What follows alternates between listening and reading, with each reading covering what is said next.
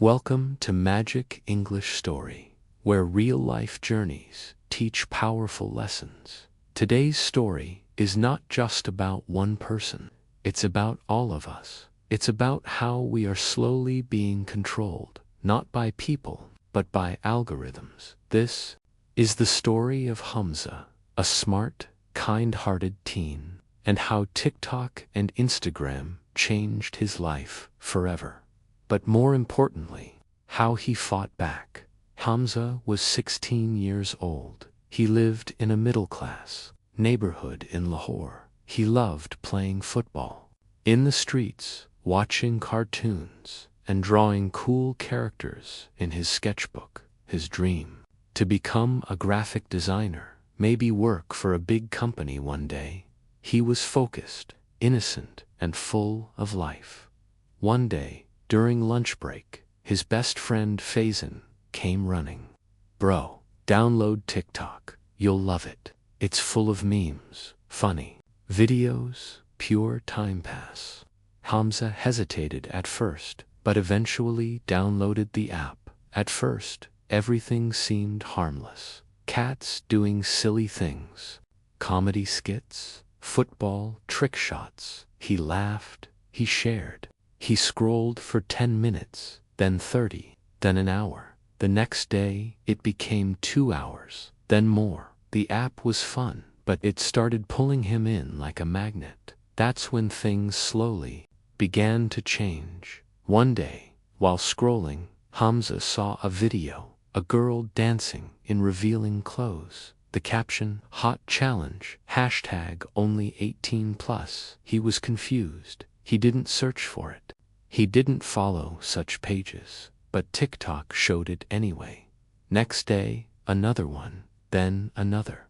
Soon, his For You page was filled with such content. He was too young to fully understand what was happening, but his eyes were glued to the screen. Hamza didn't talk about it with anyone. He felt embarrassed, guilty, but also strangely excited. He started checking comments on those videos. People were sharing links. "Click for full video. Private site, DM me." At first, he ignored them, but curiosity won. He clicked a link one night, and that was the night his real problems began. That one link opened a shady site. From there, it led to adult content. From there, to even worse things. Hamza started visiting those sites secretly. He deleted his browser history. He started watching them late at night. His focus shifted. He stopped drawing. He stopped playing football. His grades started falling. He started looking at girls in real life like they were objects. His thoughts were no longer his own. He was changing, but no one knew. One day, in class, Hamza's favorite teacher, Sir Imran, called him after the lecture. "Hamza, you used to be full of energy, top of the class, always smiling. What happened?" Beta Hamza looked down. "Just tired, sir." But Sir Imran wasn't convinced. He gently said, "Social media can be powerful, but it can also be poison. Be careful what you feed your mind." Hamza didn't reply, but those words stuck in his heart. Faizan also started noticing Hamza's silence. No memes, no football, no jokes. "Bro, Kyasin hi." Hamza finally whispered, "Faizan, I clicked the link, and now I can't stop watching that stuff. I feel dirty. I feel lost." Faizan didn't laugh. He didn't judge. Instead, he said, "You're not a bad person, bro. You're just caught in a trap, and I'll help you out." What Hamza didn't know was this: the algorithm was hijacking his brain. These platforms don't care about your age. They don't care about your dreams. They just want your attention. More clicks equals more ads, equals more money for them, even if it costs you your mental health. One night, Hamza forgot to lock his phone. His mother picked it up to set an alarm and saw everything.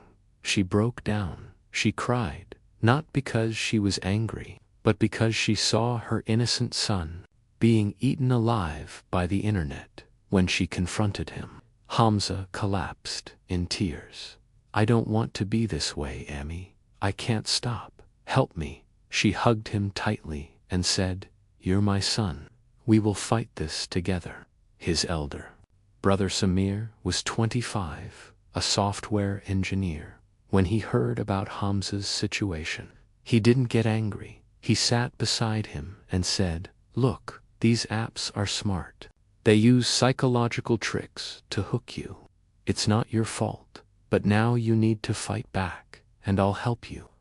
Samir installed parental controls. He helped Hamza delete all suspicious apps. He taught him about digital hygiene, and most importantly, he became his guardian and guide. Hamza started healing slowly, day by day. Here's what he did: unfollowed toxic accounts, installed apps that blocked adult sites, started drawing again, joined football practice, spoke to a therapist, online started journaling. Every night he relapsed sometimes, but he didn't give up. He was no longer a prisoner of his screen. He was reclaiming his life. 6 months later, Hamza gave a talk at school. The topic: how social media almost destroyed me. He opened up, shared his story, warned others about the dangers of inappropriate content. Some students laughed, but others listened. Some even cried, and many thanked him later. He became a voice for digital awareness. This wasn't just Hamza's journey. This is happening to millions of boys and girls every single day. TikTok, Instagram, YouTube, these apps have power. They can inspire, but they can also destroy. They show content based on what you watch, not what's good for you, and that path leads you deeper into the darkness. Click by click. Friends, if you're using social media, be alert. Not every video, trend, or comment is harmless today. These platforms are showing us addictive and inappropriate content, slowly taking control of our minds, treating girls as just bodies, losing touch with real life. This is the result of that digital poison. Open your eyes. Take back control of your life. The filtered world is fake. Real life exists beyond the screen. If this story touched your heart, please like, comment, and subscribe to Magic English Story. And share it with someone who needs to hear this. Your life is precious. Don't let a screen decide who you are.